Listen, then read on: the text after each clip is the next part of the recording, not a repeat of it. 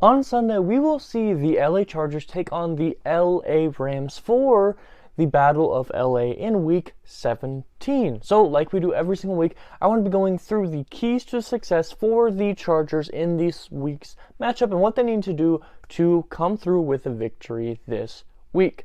Now, if you enjoy this content, please like and subscribe. It truly means the world to me. But let's not waste any more of your guys' time. Let's go and get right into things. Currently, the Chargers sit at a 9-6 record, already having clinched a spot in the playoffs, currently sitting at the sixth seed in the AFC, while the Rams have a 5-10 record.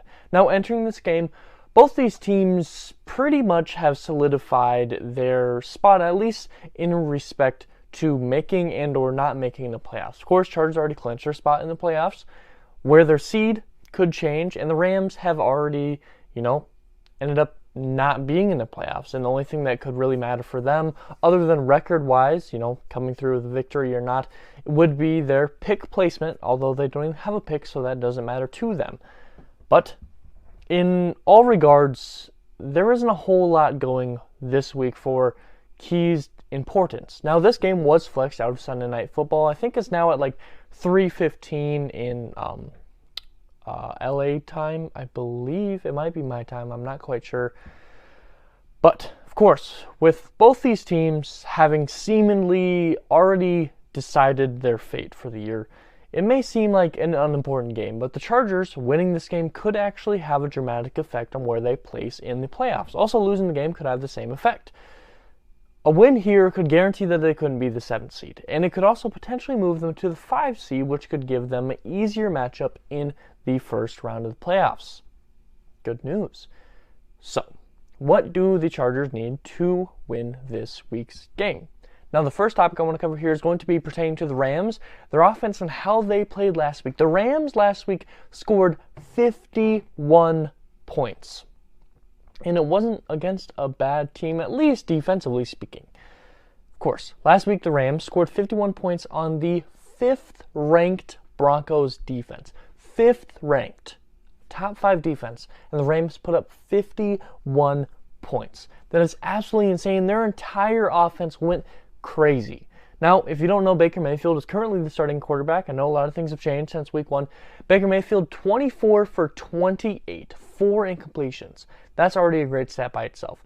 230 yards and 2 touchdowns. Cameron Akers, their running back, had 23 carries, 118 yards, and 3 touchdowns, while Tyler Higbee, their tight end, had 9 receptions, 94 yards, and 2 touchdowns. A great performance from their offense last week, and although some of that did come, of course, because of the help of their defense, but the offense did definitely have a great game. The Chargers, on the other hand, have had a very good defense strategy the past few weeks. They're leaning heavily on their man defense, still working in that zone, and definitely improving on most aspects of their defense. They've allowed 34 points in total through their past 3 games, and those weren't easy games by any means. You have the Dolphins in there that, just at one point were a 1 seed. It's been quite a while. I think the Dolphins are like 0-3, 0-4 since the Chargers game. You also have the Titans in there, 2 playoff teams. Both these teams are currently on the edge, if not out of the playoffs, but they weren't super easy games, at least at the time of entering those games. So, the Rams, they certainly had a great game last week, but the Chargers defense isn't anything to take, super lightly. They've definitely improved quite a lot. And with the potential return of Bosa, which we're going to talk about here in a little bit, it's very unlikely that the Rams will be able to produce such a game again, especially against, Chargers defense that has seemingly figured it out and arguably has more consistency with their team than the Broncos have had through most of the year. Now, the Bolts, for success this week, they need to stick to what has worked for them. They need to stick to some of that man defense. I think that worked very, very well against the Rams. They need to use Joey Bosa if he does return, which it does seem likely, and, bring pressure on Baker Mayfield. The Rams' offensive line has not been great for most of the year, and, I think that's going to continue with Khalil Mack, Joey Bosa, even Kyle Van Noy, who's improved, and Morgan Fox, Sebastian Joseph Day. You can bring a lot of pressure and hopefully sack Baker Mayfield. And you got to stick to what you've been doing. And through the year, the Rams currently rank as the 31st offense in the entire league, yards per game wise. And that includes this last game where they scored 51 points. So they're certainly not an explosive offense. It just so happened that they did have a really, really good game. So if the Chargers can stick to what's been doing, improve upon what they have been doing, and hopefully get better as the playoffs approach, I don't see the Rams pulling that off again, and that should hopefully be a big part in the Chargers' success this week, is limiting the Rams' offense. Next topic I want to talk about here is going to be figuring out the Chargers' offense. Now, the Chargers' offense certainly has not been what we all expected. Justin Herbert, Keenan Allen, Mike Williams, Austin Eckler, Darrell Everett, all these pieces, and in an offensive line that we thought was going to be top 5, top 10 this year, they haven't been producing at what we expected. Yards-wise, yeah, they have. Passing-wise, they definitely have. They are currently a top 10 for sure passing off. I think they're a top 5 passing offense. I think they're the 11th seed total offense, and it's been the run game primarily that's held them back extremely, ranking 31st in the run game.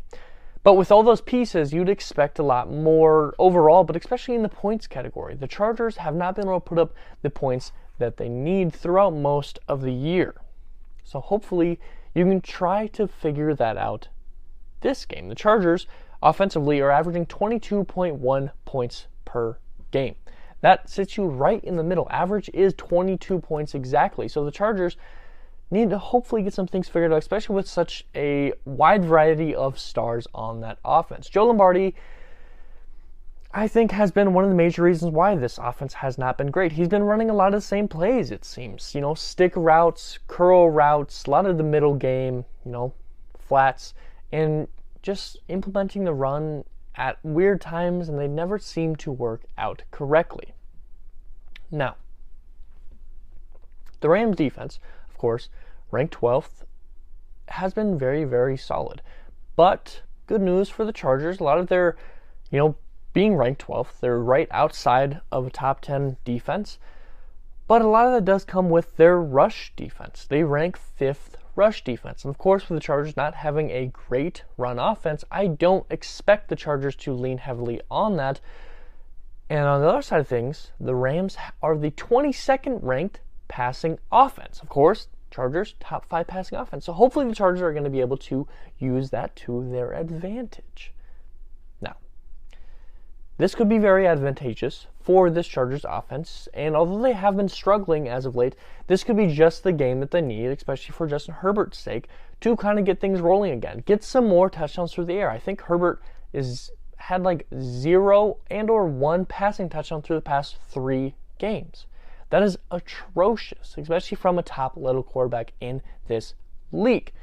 Now, hopefully this team, and especially Joe Lombardi, can figure out a way to open up this offense a little bit, and they can figure it out.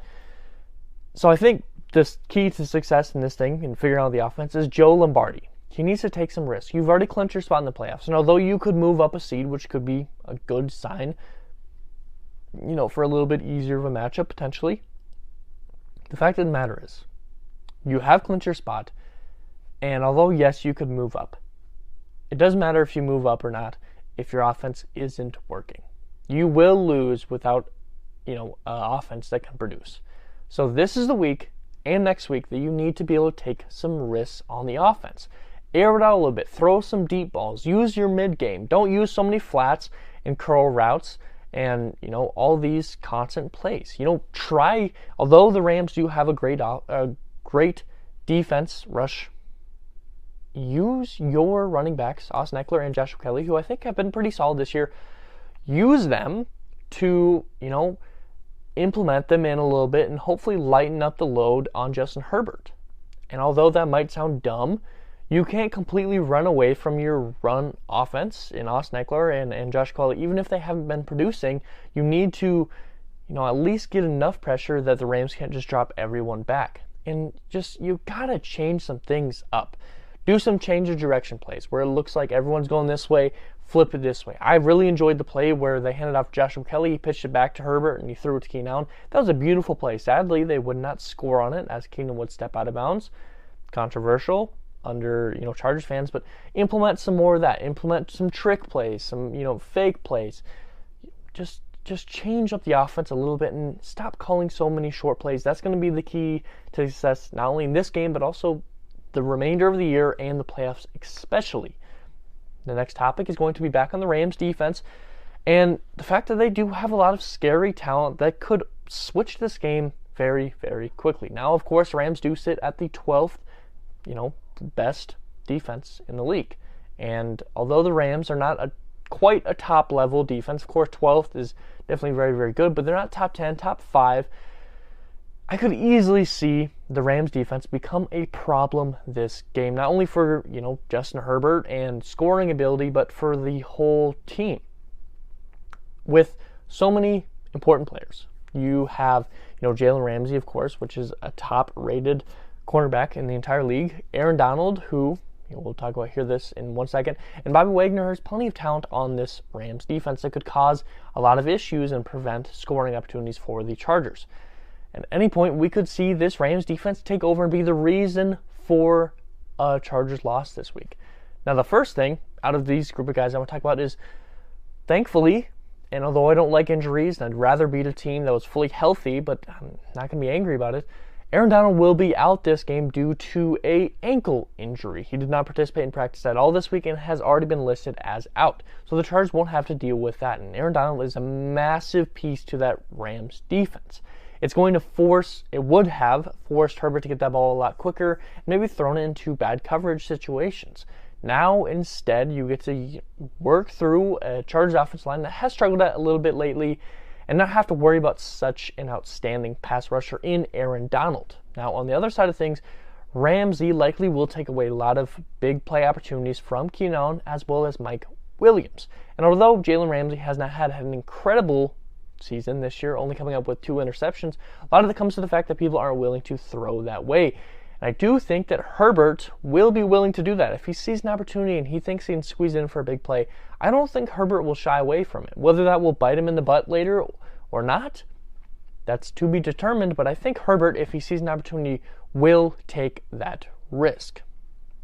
And for Bobby Wagner, he, for many years, has shown to be a top linebacker in this league, and I honestly don't think he's slowed down very much. 124 tackles through this year, 2 interceptions, and has been a top performer on this, high-level defense for the Rams. Not top 10, but 12th is very, very good. And depending on how this game goes, they could easily move into top 10. So they have a very, very good defense.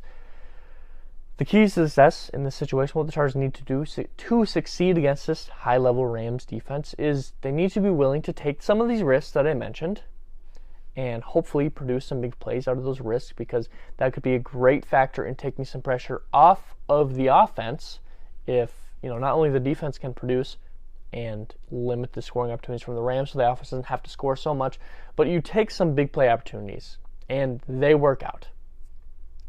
Then you score a touchdown here or there, you get some big yardage here and there. That's going to boost the energy on the team and the scoreboard quite potentially.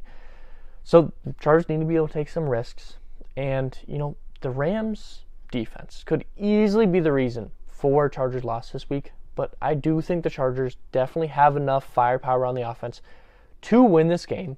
They just have, Joe Lombardi has to be willing to rely on Justin Herbert, and this team needs to find a way to get into the end zone and get above average scoring. 22.1 is average. Chargers definitely, on paper, don't have an average offense. They need to find a way to get above that.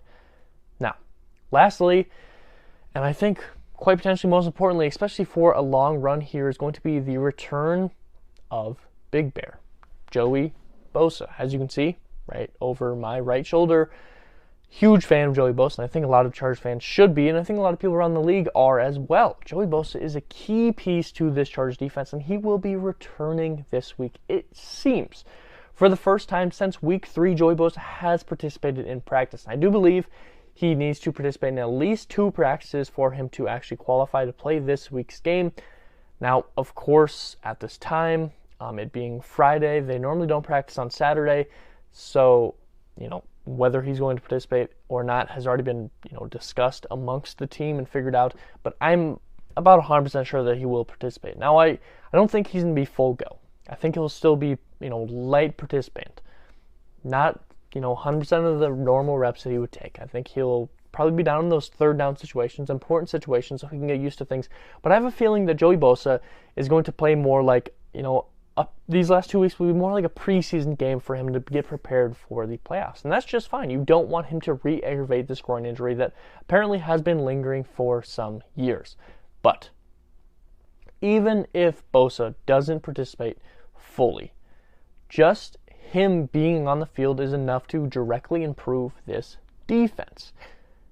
In his absence, the Chargers have struggled in the pass rush. They have not been able to produce pressure and as many sacks, but as of late, they've kind of figured it out. Kind of annoy 3 sacks in 3 straight games. Chris Rumpf's starting to figure it out. Morgan Fox. I mean, there's been plenty of people that are starting to get it going, and that's a great sign, especially with Joey Bosa returning. Hopefully they can keep going, keep on that pace. But Joey Bosa's return does so much. So first, let's start with the pass rush. Joey Bosa is a top edge rusher, technically a linebacker now, in this game. I mean, he's a Pro Bowl level talent every single year, and I think he probably would have been. I actually had him picked for my Defense Player of the Year entering this year. Now, of course, injury completely cut that from happening. But Joey Bosa brings a ton to this defense. In the pass rush, he's going to force double teams when he's in the game, or as many as you can, because you have Khalil Mack, who is a Pro Bowler on the other side of things. And if Joey Bosa is getting double teamed, you're not going to be able to double team Khalil Mack, which means Khalil Mack's going to get easier rushes. Vice versa. If you're double teaming Khalil Mack, you're not going to be able to double team Joey Bosa. And if you find a way to do so, you still have the interior guys in Morgan Fox and Sebastian Joseph Day that can bring pressure by themselves and produce more sacks. Joey Bosa takes so much pressure off of his fellow pass rushers and also just is able to produce massive highlight plays by himself and also allow opportunities for fellow teammates to do so. That's just in the pass rush. It's also going to force out the balls quicker and force passes into bad coverage because the quarterback's going to be worried about Joey Bosa coming off this edge or Khalil Mack or all these other pieces because Joey Bosa is out there. So he's going to throw the ball a little bit quicker. That could force some turnovers. But not only that, but in the run defense, Joey Bosa has, time after time through the past years, shown that he's a top run stopper on this team. And I think just adding him alone will be a huge factor in improving this run defense that has been poor so far this year. And, get back on the right track here. And especially limit Cam Akers, who scored 3 touchdowns last week and had over 100 yards. Definitely think Joey's return will be enough to limit not only him, but the rest of the Rams defense. Keys to success for Joey Bosa's return, of course, not go too crazy. You don't want him super sore. Take this like a preseason game. Let him run half of his normal snaps. If he's feeling good, let him go a little bit more, but don't push it too hard because, of course, the playoffs are the most important. Now that we've covered all of the main topics here, let's talk about some predictions. I'm not a huge fan of score predictions, but it's still fun to make some predictions here. Prediction number 1. I think the Chargers offense, passing the ball wise, is going to hopefully start to figure it out here. And I don't think it's going to be Joe Lombardi's reasoning. I don't think he's going to stray away from his stick routes and everything that's been working. He's made the playoffs. I think that's reason enough for him to say, hey, it's working, so let's keep doing it instead of changing it up. But I think, some off-script plays, Justin Herbert, Keenan Allen, Mike Williams, Gerald Everett, hopefully we'll get back into the fold, will cause some scoring opportunities. I think Herbert will have at least 2 passing touchdowns this week, and I think the Chargers will score 28 points. Not a whole lot, but I think it's enough to hopefully make this offense feel a little bit better about itself. On defense, I see at least 2 turnovers occurring from the defense. Forced fumble, interception. I think at least 1 interception, maybe 2 interceptions, maybe a forced fumble along with that, but I think there will be 2 turnovers forced by this defense. And I'm going to predict 5 sacks by this defense, and I think at least one of them is going to come from Joey Bosa himself. I think he will make a return immediately felt. But what are your guys' thoughts on this game? Do you think the Chargers will come out on top? Do you think they're going to be put in a position where they can move up to the 5 seed or not? And if you enjoyed this content, please like and subscribe. It truly means the world to me. And as always, I hope it taught some today. Hope it made you smile. Hope it made you laugh. Something really important to me. Affects most of the day in a great way. And as always, you guys all be safe out there.